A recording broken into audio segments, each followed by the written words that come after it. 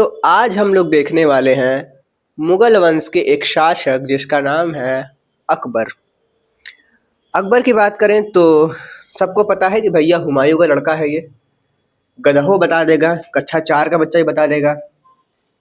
परंतु अगर कुछ सन की बात करें, मतलब कि तिथियों की, तो मुगल वंश की स्थापना हम लोगों ने देखी थी कि 1526 ईस्वी में पानीपत के प्रथम युद्ध के दौरान बाबर के जीतने पर हुई थी।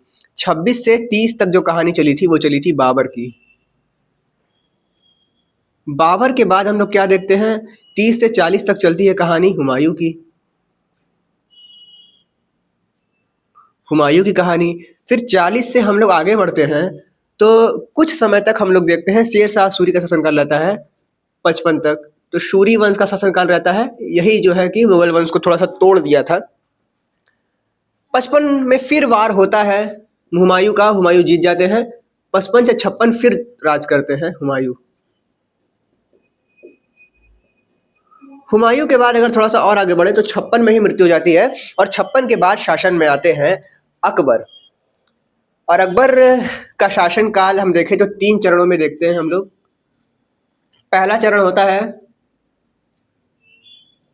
1556 से 60 तक का, फिर 60 से 62 तक का, और फिर 62 में स्वतंत्र हो जाते हैं ये पूरी तरीके से। और 62 से 1605, 1562 लिखो यहाँ पर। अरे 1562 से 1605 ईस्वी तक इनका शासनकाल चलता है और इनकी तुलना अशोक से की जाती है इतिहासकारों के द्वारा। इन्होंने किसी प्रकार के बहुत कट्टर मुस्लिमवाद को नहीं दिखाया। इन्होंने सभी धर्मों को, हम ये कह सकते हैं कि एक ठीक ठाक स्थान माना। तो इस पूरी कहानी को अगर हम लोग थोड़ा सा इज्जत से लिखें तो हम लोग लिख सकते हैं कि बाबर का जो शासनकाल है वो 3 चरणों में हुआ। फर्स्ट चरण, द्वितीय चरण, तृतीय चरण। फर्स्ट चरण को फर्स्ट चरण क्यों कहते हैं, मतलब प्रथम चरण क्यों कहते हैं? तो प्रथम चरण को कहने का इसका अर्थ ये है क्योंकि यहाँ पर अकबर जो है वो स्वतंत्र नहीं थे। अब चूंकि इनकी जो उम्र थी वो लगभग कहा जाता है कि 13 वर्ष की थी जब ये शासन में आए थे। तो हुमायूं की तो सीढ़ियों से गिरकर मौत हो गई। हुमायूं लड़खड़ाता रहा जिंदगी भर, है ना, लड़खड़ाता रहा, लड़खा लड़खा उसकी मौत हो गई, ऐसा कहा जाता है इतिहासकारों के द्वारा। मतलब वो जिंदगी भर लड़खड़ाता रहा, कभी इधर कभी उधर, कभी इधर कभी उधर, अंत में लड़खड़ाते हुए गिर गया, मर गया। तो अकबर के एक संरक्षक होते हैं बैरम खां। जितनी भी नीतियां वगैरह हैं वो अकबर शहंशाह तो थे, शहंशाह वही थे, परंतु नीति निर्णय जो है वो सारा काम यही अकबर के जो संरक्षक थे बैरम खां वो करते थे। तो सारा जो बारोमदार है वो इनके ऊपर रहता था। 1556 से 60 तक ये कहानी चलती है। अब बैरम खां को ये हटा देते हैं, भागो तुम। इसको भगा दिया तो फिर इसकी धाय माँ कही कि नहीं नहीं, आप बच्चे हैं अभी, जो है कि कैसे आप जो है करिएगा।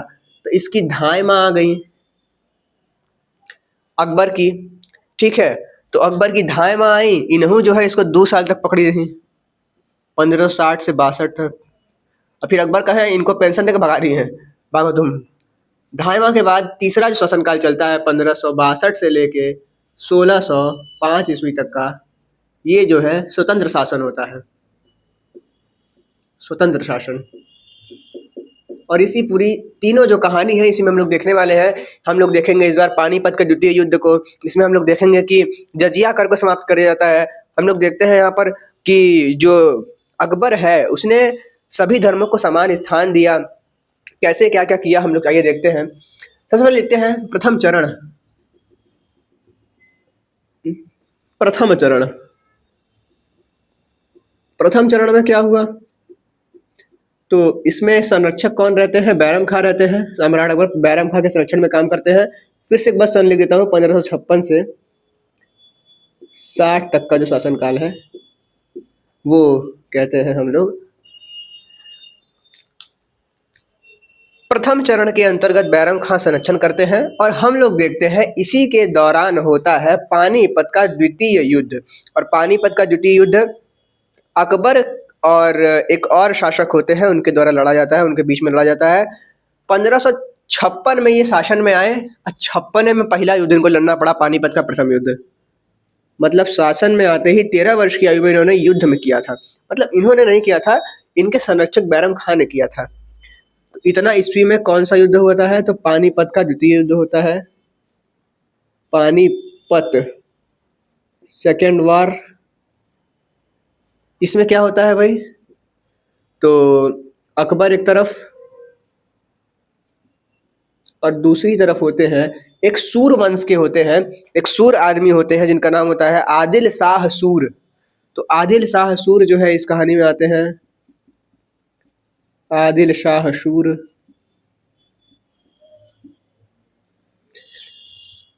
बैरम खां आते हैं अकबर की तरफ से और इसके तरफ से आते हैं आदिल शाह सूर भेजता है अपने एक सेनापति कहो या जो कहो, जो भी इसका लगता होगा, उसका नाम होता है हेमू विक्रमादित्य। तो ये भेजते हैं बैरम खां को, बैरम खां को। और फिर आदिल शाह की ओर से आते हैं हेमू विक्रमादित्य।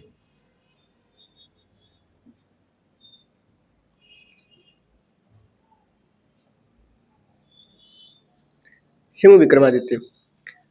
अब इस युद्ध में, पानीपत के जो द्वितीय युद्ध है, इसमें बैरम खां जो होता है वो विजयी हो जाता है।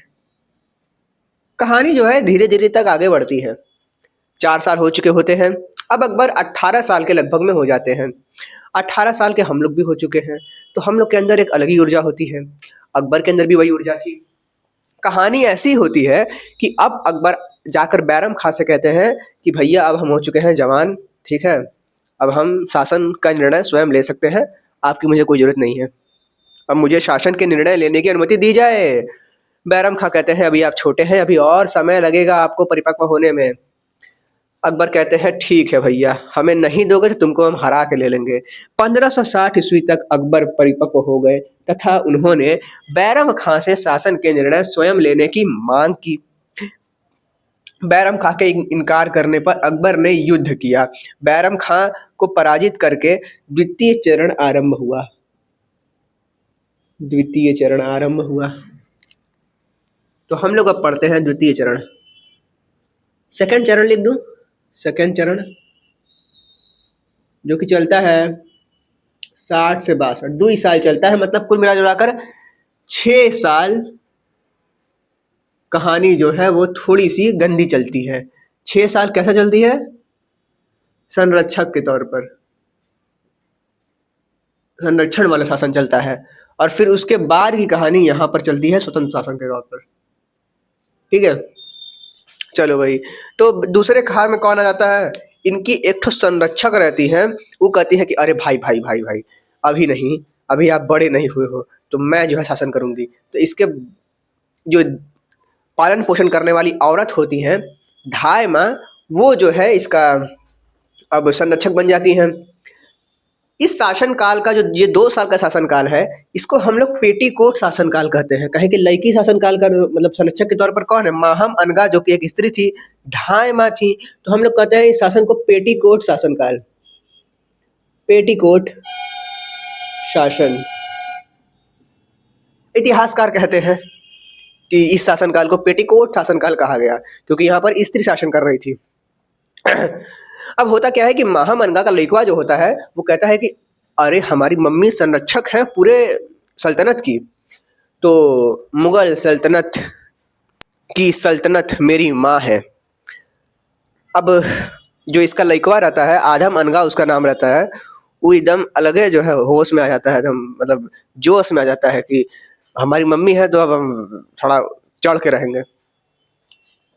इतने में करता क्या है कि इसकी महत्वाकांक्षा इतनी बढ़ जाती है कि ये तैयारी करने लगता है अकबर को हराने की। षड्यंत्र बन चुका होता है अकबर को मारने का। अगर ये अकबर को मार देता तो ये मुगल वंश यहीं खत्म हो जाता और हम लोग के इतिहास में जो 300 साल का जो शासनकाल चला, अंग्रेज आए, ये हुआ, वो सकता है कि वो शासनकाल वैसा नहीं होता, बदल गया होता सब कुछ। खैर ऐसा हुआ नहीं। अकबर को पता चल जाता है कि महामनगा का जो लइकवा है वो, जिसका नाम आधा मनगा होता है, वो षड्यंत्र रच रहा है।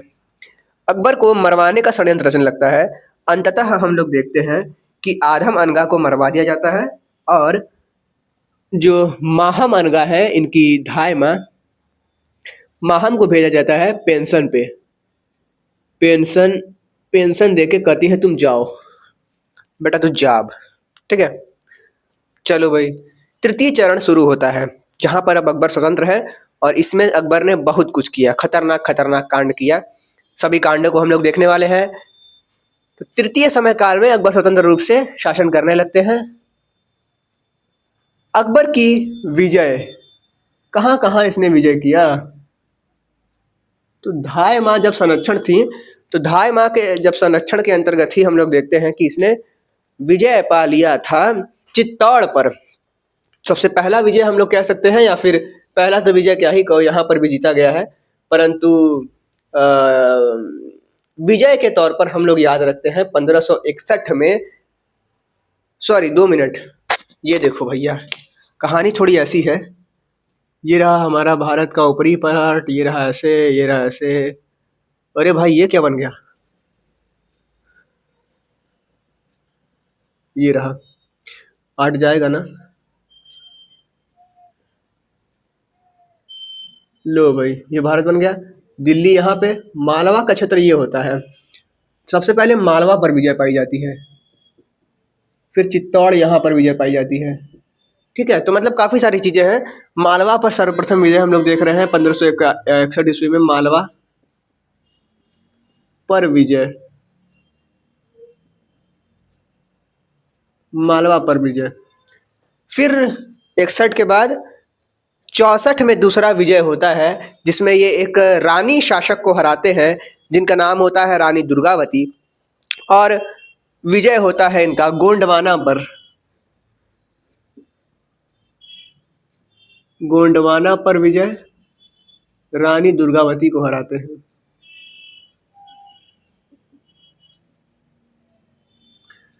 64 के बाद 68 में हराते हैं ये चित्तौड़ को। चित्तौड़ के राणा उदय सिंह होते हैं, उनको ये हरा कर वहां पर भी कब्जा कर लेते हैं भैया। चित्तौड़ पर विजय, चित्तौड़ पर विजय, राणा उदय सिंह।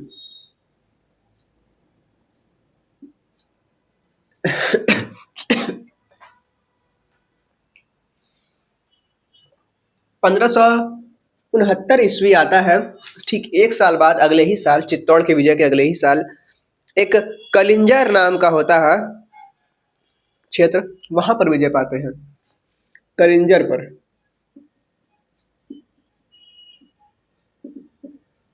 पर विजय। ठीक 2 साल बाद, सॉरी 3 साल बाद, 72 में, 1572 में इनका विजय होता है गुजरात पर। 1572 में इनका विजय होता है गुजरात पर, और इसके बाद की कहानी तो बड़ी मस्त अच्छी है। गुजरात पर विजय होता है और बुलंद दरवाजे का निर्माण होता है। बुहा लिख रहा हूं मैं, बुलंद दरवाजे का निर्माण। तो यहाँ पर यह भी होता है 1576, 72 के बाद 76 में होता है महाराणा प्रताप के साथ युद्ध होता है, हल्दी घाटी का युद्ध। नाम तो सुना ही होगा, हल्दी घाटी का युद्ध। किसके साथ? महाराणा प्रताप के घोड़े पर।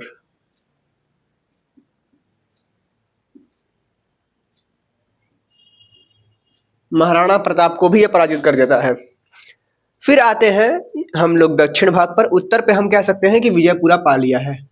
ठीक है, काफी पाकिस्तान सब इसी के पास है, ऊपर ये सब जम्मू वम्मू सब इसी के पास था, नेपाल भी हम कह सकते हैं इसी के पास था। दक्षिण भारत के अंतर्गत हम लोग देखते हैं कि उत्तर कब्जा करने के बाद दक्षिण भारत पर चांद बीबी को हरा के अहमदनगर पर, ये अहमदनगर अब होगा उस समय का देश, अभी तो अभी भी हो सकता है शायद, मुझे अभी ख्याल नहीं। मैं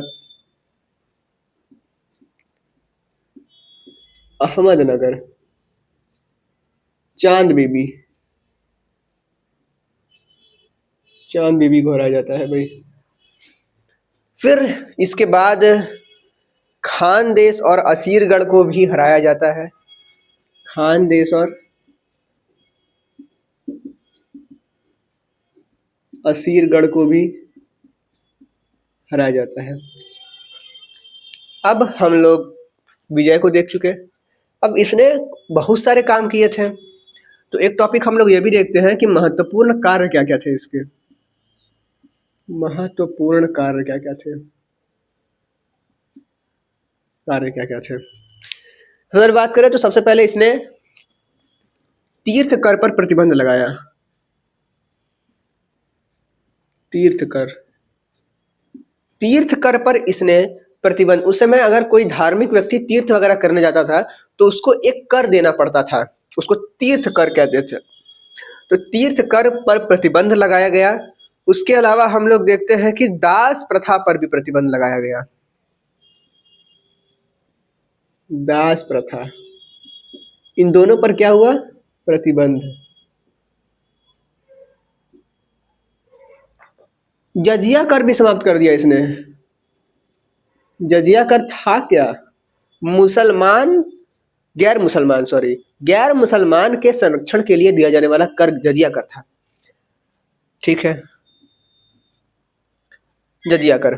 इसके बाद हम लोग देखते हैं कि इसने स्थापना ये कराता है, इबादत खाने की स्थापना कराता है। ये इबादत खाना की स्थापना करवाता है धर्म संबंधी संवाद के लिए। ठीक है, धर्म संबंधी संवाद के लिए 1575 ईस्वी में, यानी कि इस हल्दी घाटी के युद्ध के पहले ही स्थापना करा दिया है। तो ये होता है। 78 में इसका एक और बयान आता है कि इबादत खाना को सभी धर्मों के लिए खोला गया। मतलब कि अब ये हिंदू मुस्लिम ये सब नहीं कर रहा, सभी धर्म के लोग यहाँ पर आके धर्म संबंधी बातें कर सकते हैं। अब यहाँ पर जो धर्म संबंधी बातें करने का जब ये विचार लाया, घोषणा किया, तो मुसलमान लोग गुस्सा हो गए। और अब मुसलमानों के यहाँ जाके धर्म संबंधी बात होगा तो अंतिम निर्णय तो मुसलमानों के पक्ष में ही आएगा। तो अकबर ने कहा ऐसा नहीं चलेगा। 1579 ईस्वी में महजरनामा की घोषणा करता है और धर्म मामलों में अंतिम निर्णय स्वयं अकबर ही लेंगे, ऐसा कहता है। मतलब कि अब धर्म मामले होंगे तो अकबर ही अंतिम निर्णय लेगा। अब ये तो पढ़ के ही समझ लेंगे, इसमें क्या है, आगे की चीजें पढ़नी ही है हम लोगों को। 1582 ईस्वी में एक नवीन धर्म दीन ए इलाही की जो है ये स्थापना करता है, घोषणा करता है, जिसमें कि अब जो भी होगा दीन ए इलाही धर्म बनाया। और क्या, इसके दरबार में नवरत्न है, बरीबल, कह रहे बीरबल, तानसेन, मुल्ला दो प्याजा, और हम लोग अकबर बीरबल देखते थे उसमें थे ही तानसेन लोग, तो ये लोग थे भाई। उसके अलावा अब्बुल फजल आईने अकबरी लिखते हैं। ये सब कहानी है। कुल मिलाकर देखा जाए तो अकबर का शासनकाल हम लोग देखते हैं, टोटल जो अकबर का शासनकाल है वो 1556 से 1605 तक चला। आप समझ सकते हो कि लगभग ये कह सकते हैं ये कुछ 50 साल के लगभग में आसपास में शासन किया और ख़त्म हुआ ये इसका भी कहानी। फिर जहांगीर आया इसका बेटा। मिलते हैं नेक्स्ट वीडियो में। और अकबर पढ़ के मज़ा आया तो कमेंट करो भाई।